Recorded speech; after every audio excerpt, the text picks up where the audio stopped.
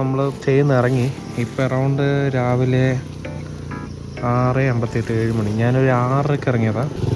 ഇന്നലെ രാത്രി മൊത്തം മഴയായിരുന്നു. മഴയായതുകൊണ്ട് ആക്ച്വലി ഞാൻ ചെറുതായിട്ടൊന്ന് പേടിച്ചു. കാരണം അവർ പറഞ്ഞത് മഴ പെയ്ത് കഴിഞ്ഞാൽ ചിലപ്പോൾ ലാൻഡ് സ്ലൈഡ് ഉണ്ടാവും എന്നൊക്കെ പറഞ്ഞു. ബട്ട് എനിക്ക് എന്തായാലും ഇന്ന് ചിയാങ് മായ് എത്തിയാലേ പറ്റുള്ളൂ. കാരണം ബാങ്കോക്കിലേക്ക് ഇന്ന് ബസ്സുണ്ട്. ഏർലി ഇറങ്ങി മാക്സിമം കവർ ചെയ്യാന്നുള്ളതാണ്. ഫസ്റ്റ് ഡെസ്റ്റിനേഷൻ വിൽ ബി പായ്.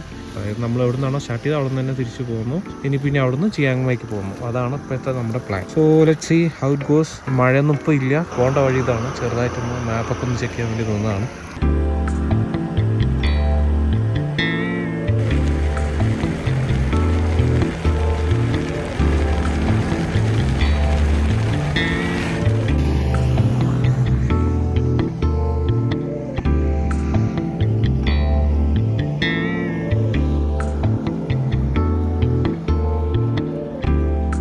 ഈ സ്ഥലം കണ്ടിട്ട് ഏത് സ്ഥലം പോലെ തോന്നുന്നുണ്ട്. കറക്റ്റ് മൂന്നാർ ഗ്യാപ്പ് റോഡ് പോലെ തന്നെ. അതുണ്ടല്ലേ, അതേപോലത്തുള്ളൊരു മലനിരകളും അതിൽ ആ ക്ലൗഡ്സ് നിൽക്കുന്നതും എല്ലാം അതേ ഡിറ്റോ. ചുമ്മാ ഞാൻ ഈ സ്ഥലം വ്യൂ കണ്ടപ്പോൾ ഞാൻ നിർത്തിയതാണ് വഴിയിൽ.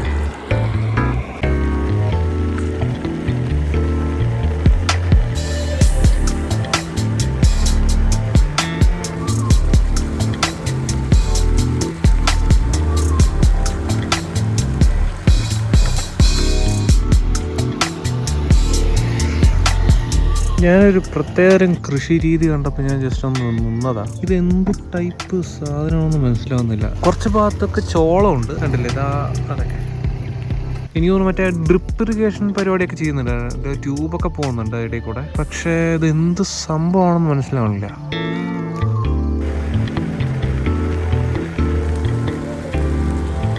നമ്മൾ പായ എത്തി. ഞാൻ വഴിയിൽ ഒരുപാട് മഴയൊക്കെ പ്രതീക്ഷിച്ചു, പക്ഷെ മഴയൊന്നും കിട്ടിയില്ല ഭാഗ്യത്തിന്. സോ ഞാൻ നിന്ന സ്റ്റേന്ന് പായിലേക്ക് 107 കിലോമീറ്റർ ഉണ്ടായിരുന്നു. പായെന്ന് ചിയാങ് മായിലേക്ക് 135 കിലോമീറ്റർ ഉണ്ട്. ഭക്ഷണമൊക്കെ വാങ്ങിച്ചിട്ട് പെട്രോൾ അടിച്ചു. വഴിയിൽ മഴയൊന്നും കിട്ടിയില്ലെങ്കിൽ ബെറ്റർ.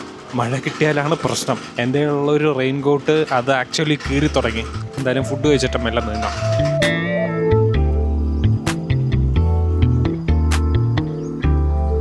ഈ കാണുന്നതാണ് പായ് മെമ്മോറിയൽ ബ്രിഡ്ജ്. ഇതിന്റെ തൊട്ടുപ്പുറത്ത് തന്നെയാണ് നമ്മുടെ മെയിൻ ബ്രിഡ്ജ് ഉള്ളത്. അപ്പോൾ നമുക്ക് പോകുന്ന വഴി തന്നെ ഈ ബ്രിഡ്ജ് കാണാം. ഇവിടെ ഞാൻ നിർത്താത്തതെന്ന് വെച്ച് കഴിഞ്ഞാൽ എന്തായാലും ഓൺ ദ വേ ആയതുകൊണ്ട് പിന്നെ കണ്ടിട്ട് പോകാൻ നോക്കാം.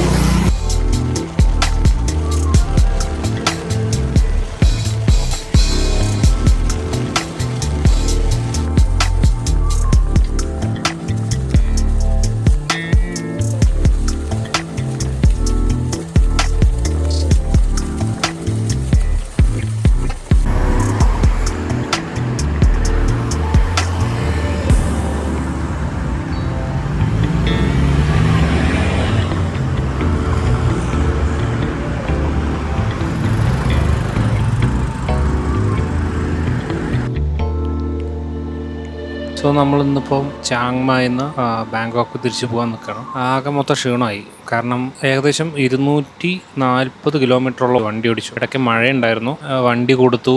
പിന്നെ ഡ്രസ്സൊക്കെ ഒന്ന് ചേഞ്ച് ചെയ്യാൻ വേണ്ടി ഇവിടെ ചിയാങ് മായിലൊരു സെൻട്രൽ മോളുണ്ട്. സോ സെൻട്രൽ മോളിലൊന്ന് കയറി അവിടെ വാഷ്റൂമിൽ പോയിട്ട് ഡ്രസ്സൊക്കെ ഒന്ന് ചേഞ്ച് ചെയ്തു. നൗ ഇപ്പോൾ ഒരു 5 മണി ആയിട്ടുണ്ട്. സെൻട്രൽ മോളിൻ്റെ അടുത്ത് തന്നെയാണ് ഈ ബസ് ടെർമിനലും. അവിടുന്ന് നടന്നിട്ട് വന്നു. 8 മണിക്കാണ് ബസ് ഉള്ളത്. ഇനി ഒരു 3 മണിക്കൂറോളം വെറുതെ ഇരിക്കണം. ആക്ച്വലി ഞാൻ ബൈക്ക് റെന്റ് ചെയ്തത് കാറ്റ്സ് മോട്ടോഴ്സ് എന്ന് പറഞ്ഞിട്ടുള്ളൊരു ബൈക്ക് റെന്റ് ചെയ്തത്. അവർ നല്ല ഡീലിംഗ് ആയിരുന്നു. എനിക്ക് കോസ്റ്റ് വന്നത് പെർ ഡേ 300 ബാത്ത് എന്നൊക്കെ പറയുന്ന സമയത്ത് ക്ലോസ് ടു 1000 റുപ്പീസ്. സോ 5 ദിവസത്തേക്ക് എടുത്തു. 1500 ബാത്ത് വാങ്ങിച്ചു. So around 4000 to 4500. അത്രയാണ് എനിക്ക് കോസ്റ്റ് വന്നത്. പിന്നെ പെട്രോൾ അടിക്കാൻ വേണ്ടിയിട്ട് ഇവിടെ 91 ഉണ്ട്. റോൺ വാല്യൂ എന്ന് പറയുമല്ലോ. സോ റോൺ നമ്പർ 91 ഉണ്ട്, 95 ഉണ്ട്, 97 ഉണ്ട് കേട്ടോ. അപ്പം നമ്മുടെ അവിടെ E20 ഒക്കെ ആക്കിയ പോലെ ഇവിടെയും E20 ഉണ്ട്. ഞാനത് ചില പെട്രോൾ പമ്പിലൊക്കെ കണ്ടിട്ടുണ്ടായിരുന്നു. ഇവിടെ എനിക്ക് തോന്നുന്നു അധികം വണ്ടികൾ അടിക്കുന്നില്ലെന്ന് തോന്നുന്നു. അതൊക്കെ ഇങ്ങനെ സ്ട്രിക്റ്റ് ഒന്നും ആക്കിയില്ല നമ്മുടെ നാട്ടിൽ പോലെ. റോൺ വാല്യൂ 91ഉം 95ഉം ഉപയോഗിക്കാവുന്ന വണ്ടിയാണ് ഞാൻ റെൻ്റ് എടുത്തത്. ആ വണ്ടി 95 ആണ് അടിച്ചത്. റേറ്റ് ഒക്കെ പറയുന്ന സമയത്ത് 31 പോയിന്റ് സംതിങ് ആണ് 91ൻ്റെ റേറ്റ്. അതേപോലെ 95-ൻ്റെ റേറ്റ് എന്ന് പറയുന്നത് 33 അറൗണ്ട്. ഒരു 2 ബാത്തിൻ്റെ വ്യത്യാസമുണ്ട്. എപ്പോഴും ഫുൾ ടാങ്ക് ആണ് അവർ തന്നത്. അപ്പോൾ ഞാൻ തിരിച്ചു കൊടുക്കുമ്പോൾ ഫുൾ ടാങ്ക് തന്നെ അടിച്ചിട്ട് തിരിച്ചു കൊടുക്കണം എന്ന് അവർ പറഞ്ഞു. അപ്പോൾ ഞാൻ ഫുൾ ടാങ്ക് തിരിച്ചടിച്ചു കൊടുത്തു. ഫസ്റ്റ് ഫില്ലിംഗ് എന്ന് പറയുന്നത് എനിക്ക് പായിലാണ് വന്നത്. പായിൽ എനിക്ക് 100 ബാത്ത് വന്നു ഫുൾ ടാങ്കിൽ. നെക്സ്റ്റ് ഞാൻ ഫില്ല് ചെയ്തത് മേഹോൺസങ്ങിൽ വെച്ചിട്ടാണ്. അവിടെ ഒരു PTT എന്ന് പറഞ്ഞ ഒരു പെട്രോൾ പമ്പിൽ നിന്നാണ് ഞാൻ അടിച്ചത്. അതും ഏകദേശം എനിക്ക് 100 ബാത്ത് തന്നെ വന്നു എന്ന് തോന്നുന്നു. പിന്നെ തിരിച്ച് വരുന്ന സമയത്ത് പായി വെച്ചിട്ടാണ് അടിച്ചത്. 70 ബാത്ത് തന്നെ വീണ്ടും വന്നു. പിന്നെ ഇവർ ഇവിടെ വന്നിട്ട് തിരിച്ചു കൊടുക്കുന്ന സമയത്ത് വീണ്ടും അറൗണ്ട് 95 ബാത്ത് അടിച്ചു. അപ്പോൾ ക്ലോസ് ടു 350 ബാത്ത് വെക്കാം. 1850 ബാത്ത് ടോട്ടൽ എനിക്ക് ബൈക്കിന് ചിലവായി. പിന്നെ അത് മാത്രമല്ല ഒരു 3000 ബാത്ത് ഡെപ്പോസിറ്റ് ആണെന്ന് പറയുന്നുണ്ട്. സോ അത് തിരിച്ച് വണ്ടി കൊടുത്തപ്പോൾ അവർ തിരിച്ചു തന്നു. സോ ബേസിക്കലി ഞാനിത് ഈ ഒരു കാറ്റ് മോട്ടോഴ്സ് കണ്ടുപിടിച്ചത് ഞാൻ ഈ മേഹോൺസങ് ലൂപ്പ് ഗൂഗിളിൽ സെർച്ച് ചെയ്ത സമയത്ത് ഇവരുടെ ഒരു ബ്ലോഗ് ഉണ്ടായിരുന്നു. ആ ബ്ലോഗ് നോക്കിയപ്പോഴാണ് അത് ബേസ്ഡ് ആണ് ഞാൻ കുറച്ച് ഐറ്റിനറിയും പ്ലാൻ ചെയ്തത്. അപ്പോൾ ഞാൻ ഇവിടെ വന്നപ്പോൾ ഡയറക്റ്റ് അവരുടെ അതിൽ തന്നെ പോയിട്ട് വണ്ടി എടുത്തു. സോ വണ്ടി ചിലപ്പോൾ കേടായി കഴിഞ്ഞാൽ ചിലപ്പോൾ അവർ അസിസ്റ്റൻസ് പ്രൊവൈഡ് ചെയ്യും. പക്ഷെ നിങ്ങൾ കൊണ്ടുപോയി വീഴ്ത്തിയിടരുത്. ഒരു സ്കോട്ട്ലൻഡിലുള്ള ഒരു പുള്ളിയെ പരിചയപ്പെട്ടു ഇന്നലെ. സോ പുള്ളി പറയുന്നത് തായ്ലൻഡ് ടാറ്റു എന്ന് പറഞ്ഞ സാധനം അവരുടെ നാട്ടിൽ ഭയങ്കര ഫേമസ് ആണ് അത്ര. തായ്ലൻഡ് ടാറ്റു എന്ന് എന്താണെന്ന് വെച്ച് കഴിഞ്ഞാൽ സ്കൂട്ടർ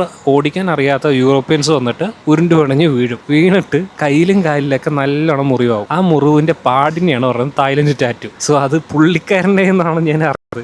അവരുടെ നാട്ടിൽ അത് ഫേമസ് ആണ് അത്ര.